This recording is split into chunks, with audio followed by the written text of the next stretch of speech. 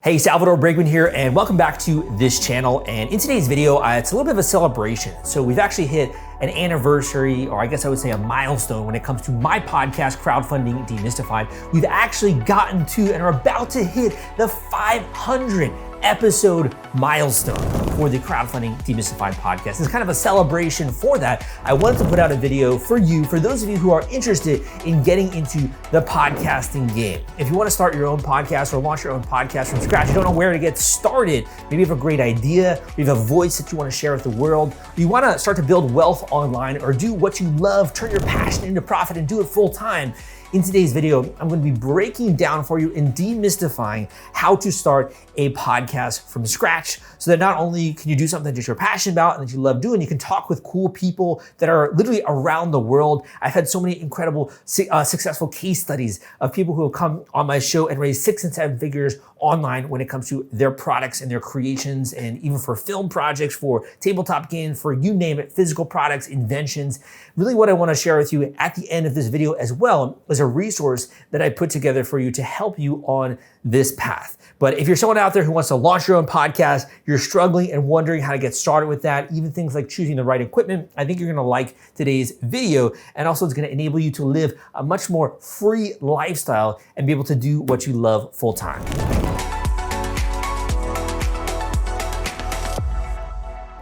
Let's get into this. And I actually started my podcast in 2015 without ever having shared my voice online publicly before.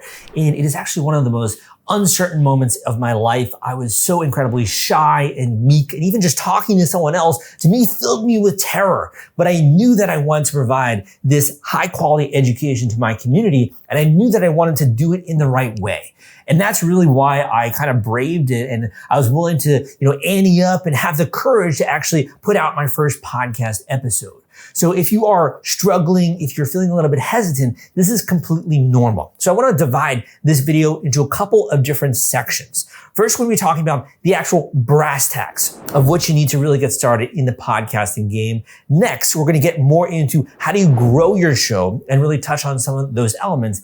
And lastly, we'll talk about monetization. How the heck do you make money when it comes to your podcast? If that sounds good to you, give me a thumbs up on this video and let me know. Take some notes because I'm going to be sharing a lot of information in today's video. The first step of starting your own podcast from scratch, and I actually was using literally a napkin and a pen when I was first coming up with my own idea when it comes to the podcast, is you have to decide on the topic of your show. So you can lump that into 2 different categories. One, you could have more of like an informative show like mine. It could be educational in nature, trying to teach something. I call it an informative style podcast. The second type of podcast is something that's a little bit more entertaining, but it's also live in a sense. So maybe you have some guests that are on and you're talking about comedy, you're talking about pop culture, you're talking about politics, right? There could be a live element to that show where you're having a conversation. It could be as well a roundtable. You could be talking about dating. There's so many different topics when it comes to that style podcast. And I call that an entertainment style podcast. And usually it's guest driven in some sort of way.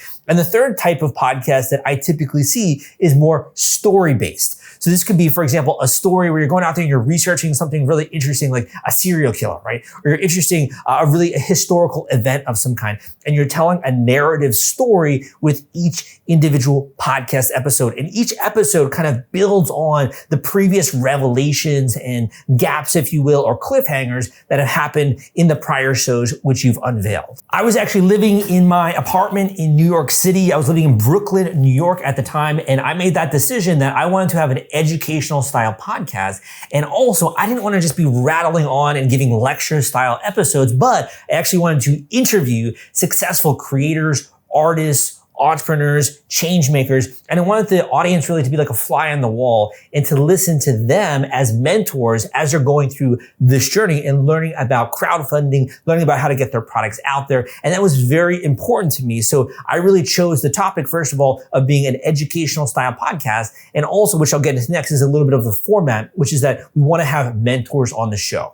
So step 2, like I said, is to decide on the format of the actual podcast which you're going to be producing.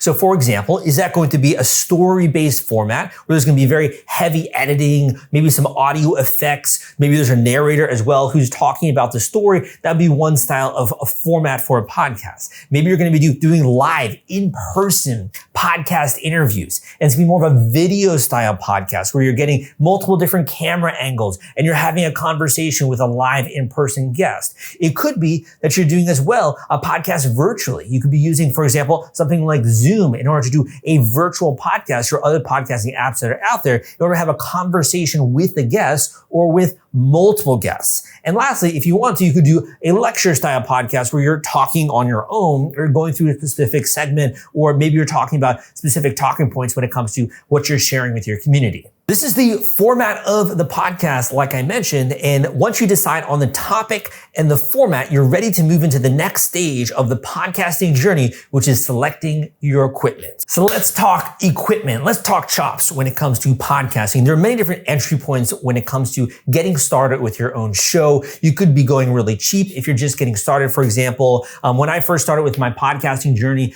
I was literally just using the audio device on my computer, and it sounded very echoey, very tinny. It was not very good at all, but I actually managed to get downloads for my show. So it doesn't matter so much the equipment when you're getting started. I would say what's more important is just getting started, right? And you can continue to prove as you're going. I actually made the commitment that I was going to do 25 podcast episodes before I would determine and sort of do an evaluation of whether or not I should actually move forward with the podcast. So there are many different price points when it comes to the microphone that you use, and I will talk about that at the resource at the end of this video. But what I chose to settle on after starting with sort of just my laptop and then moving to the Blue Yeti, which is kind of like an entry-level microphone, I ended up going with the Shure microphone here, which you can see. So this is what I use for all of my podcast episodes. It works spectacularly. A lot of people in the industry do use this. But if I'm, for example, doing an in-person podcast episode, which I have done before, I tend to use more of like a wireless microphone, like a Sennheiser wireless mics that I have here. So the next step is really choosing the microphone. And it could be very cheap and entry level, like the Blue Snowball. It could be more of like the Blue Yeti, which is more like the $100 to $150 price point, or it could even get beyond that if you really want to go more intense, having a condenser style microphone, right? There's a lot of different information when it comes to the microphones, but it's really just going to be based on what your budget level is. The most important thing you should take away is that you should have decent quality, I would say, but what's even more important is that you just stick with it. The next step to launching your own podcast is to understand a little bit about audio editing. Now, audio editing is one of those kind of technical subjects that for a lot of people can kind of be a little bit confusing and almost like painstaking. When I was first getting started with my podcast, I got started with GarageBand because I have a Mac and it's very easy to use GarageBand when you're getting started with a podcast. Although it is a little bit of a learning curve, you can also use other apps like Audacity. There are honestly many different podcast editors out there, but what I would say is that when it comes to audio editing, this is such an incredibly important subject with podcasting because I would say 90% of the way in which you sound at the end of the day when someone's listening to the podcast is coming from the audio editing. So whether it's Adobe Audition, whether it's GarageBand, whether it is Audacity, you should pick an audio editor which you can begin to play around with and use a little bit.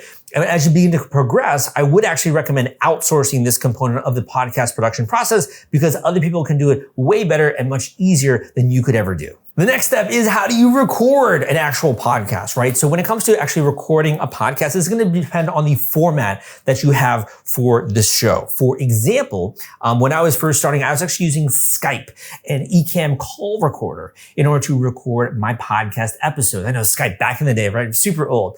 And then as you progress, the more technology, you can use other apps like Zencaster. That's what I got started with next. And then I started to progress even more. You can use Zoom, right? There are many different ways in which you can get a podcast recorded, but it's going to be based on your format. So for example, with my show, I have guests that are virtual, right? I'm interviewing them virtually. If I was doing it in person, I would need to have some kind of like a Zoom audio recorder using Sennheiser microphones, right? Maybe a lapel mic, and be able to then capture the audio separately from the video. If you're doing something like you're doing a story-based podcast, maybe then you just need to record with your microphone, and most of the editing happens in the actual editor which you're using when it comes to the actual effects and all that kind of stuff.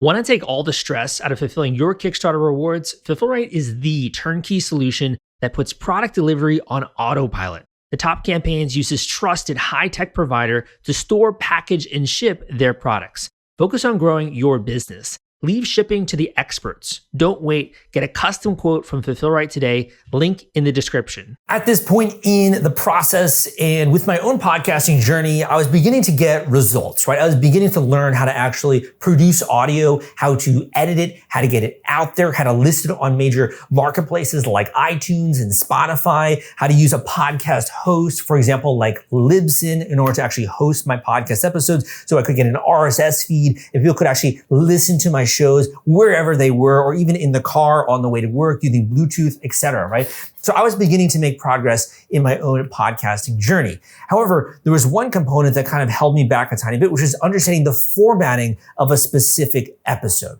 So when you have an episode, you have different segments that are part of that podcasting episode. So for example, you might be starting with the introduction. Maybe then you also have some transitions. You could have some sponsorship. You could have the meat of the podcast. You could have a mid-roll advertisement, or at the end, you could have a call to action of some kind. There is a specific format to your podcast, and depending on the style of show which you have, and also your monetization and marketing strategy, that will determine the actual format of your individual podcast episode. When I started to nail down my format for my episodes, that's when you also start to think about other things like, people are actually listening to my podcast. I started to get people like, just like a small amount, like 25, 50, 100, 300 people listening to individual episodes. It started to go up and up. I was like, oh my gosh, people are actually listening to these episodes. And this was a very early part of my podcasting journey. I was like, you know what? I need to improve my thumbnail. I need to improve my description on iTunes. I need to begin to really think out the titling of my shows, right? So when you start to actually begin to get an audience and you're really doing this from scratch, in my opinion, that's a great place for you to continually to improve on your podcast episodes. So there's one sort of theory out there, which is like, you should have all of your ducks in a row. You should have everything done before you even take any kind of steps in getting your podcasting started. Personally, I would say it's much more important to actually just get started and to continue to refine, continue to grow. It's almost like a snowball effect. It gets better and better with every single episode that you're doing. And if you're following a proven framework when it comes to the marketing, the monetization, the equipment, and how to actually get this out there, then it's so much easier as well and so much faster than if you were to figure this all out on your own. So I was actually talking with one of my students recently, and they were saying that I should really systematize this because I have a really good system down when it comes to my podcast and production, marketing, everything that goes into it, how to get guests when it comes to your show if you have a guest style or guest-based podcast. And they were saying I should really start to systematize it. So I started thinking about that. I was like, well, if we did that, we could help a lot of different people. So I've actually put together a bunch of new training when it comes to how to actually start and launch your own podcast. I'm going to link that up down below. If you want to get started with podcasting, I now have a free course out there that will share with you not only how to launch your podcast and all the kind of nitty-gritty elements that go into that, but also how to market it, how to get downloads, how to get traffic, how do you get guests, how do you get monetizing, and how do you have cash flowing in when every time you're producing a new podcast episode, and actually build a business out of it so you can travel, you can go and do the things you want to do. You can have your voice heard. And also you can be using a strategy and a foundation, which is proven to work when it comes to monetizing, marketing, getting downloads, and growing your show over time. So I'm going to link that up down below, but let's get into the next segment, which is a little bit about marketing and also a little bit about monetization. I'm telling you, man, no matter what it is that you're doing, marketing is probably one of the most important components of understanding how to build wealth online. And the reason why is that marketing is how people find out about you, about your content, about your products, about your services. Marketing is so incredibly important in the podcasting game. So I want to start you off with how to actually go about marketing your podcast. So you have a couple of different avenues, techniques, and ways to do that go beyond the scope of this video. But what I would say is that at the bare bones, you should be utilizing the platforms that are available to you. You should be utilizing social media for one. For example, having your podcast go out on places like YouTube, on places like Facebook, Instagram. There's so many easy ways, TikTok, in which you can even chop up your podcast and put out tiny shorts very easily in order to get attention for your show. So social media is number one, but you don't have to do it all at once. Pick one social media channel that you would like your podcast to appear on and begin to focus on growing your followers on that specific channel. The second one when it comes to marketing is making sure to make use of your guests. You're having someone who's coming on your podcast. Why not ask them to share your episode with their network? In my early days, this is how I started to see a spike in downloads every single time I produced a new podcast. I would get a spike of downloads and people would check out my other episodes. Why? Because I was encouraging my guests to share this with their network. And all of a sudden, I would have an avalanche of people discovering my episodes who had never heard of them before. So guest marketing is also a great way, again, to begin to grow a podcast from scratch, specifically if your guests have an audience or they're credible in any kind of way.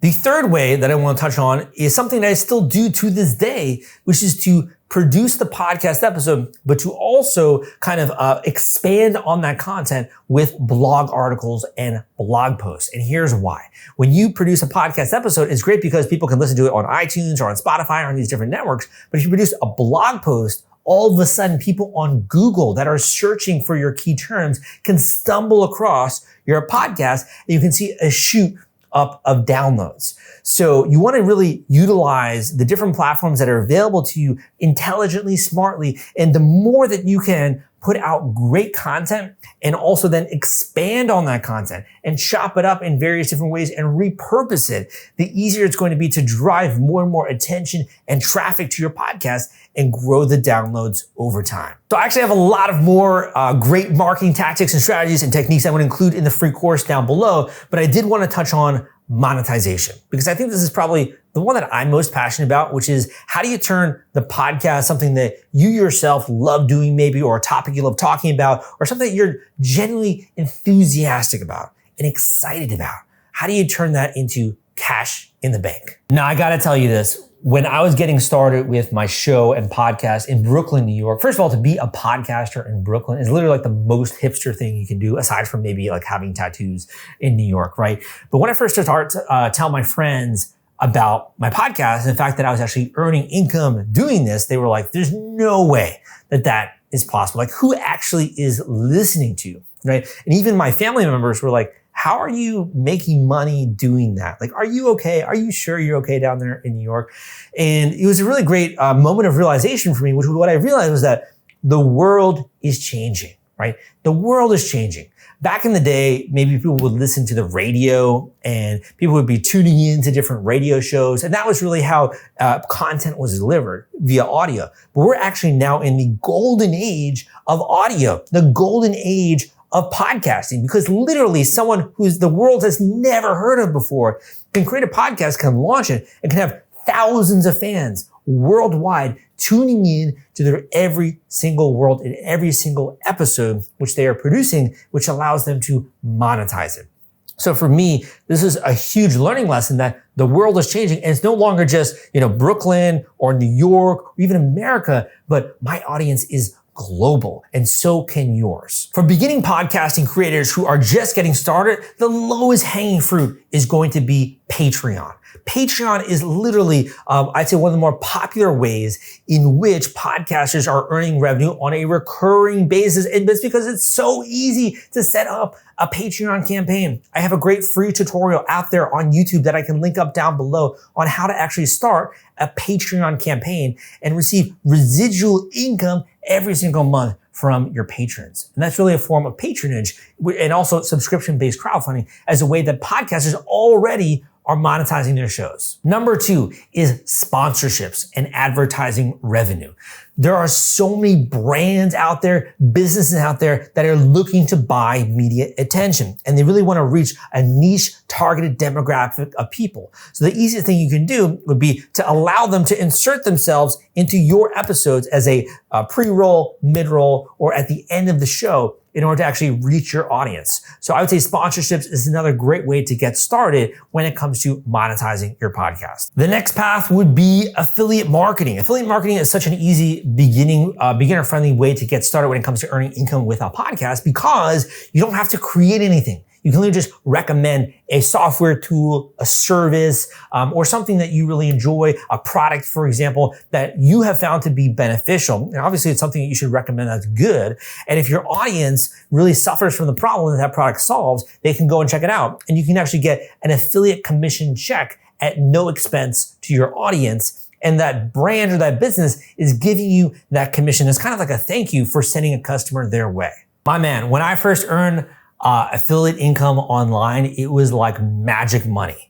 And to be honest, I'm much more focused nowadays on my own products and my own brands and really providing good services as well to the industry. But when I first got started, dude, affiliate marketing was like insane. I remember the first month I actually earned like $1,000 check from affiliate marketing. I was like mind blown, right? The fact that you can actually earn income like that online, and I didn't have to ship anything. It was so cool to be able to experience that. And for any beginner out there, I would say it's definitely something that's very easy to begin to get started with when it comes to affiliate marketing.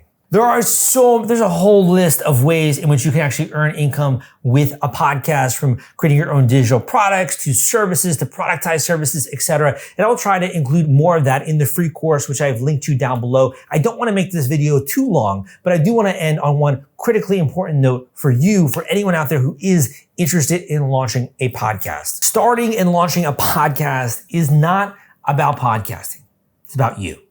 It's about finally stepping up and getting something out there. Being willing to double down on yourself. Really having the confidence and the courage to put your voice out there and to make it heard, but also to send a message that the world needs to hear. To be able to be willing to embrace discomfort and to be willing to actually get this out there. Man, it takes guts, it takes gumption, it takes courage. And I really respect anyone who even goes out there and launches their very first podcast episode. You have to learn so many different new things, right? You have to be willing to hustle and really be willing to, persist and discover new topics and new methods of thinking and new ways, and really get access to the right people, information, and the mentors who can help you along the path.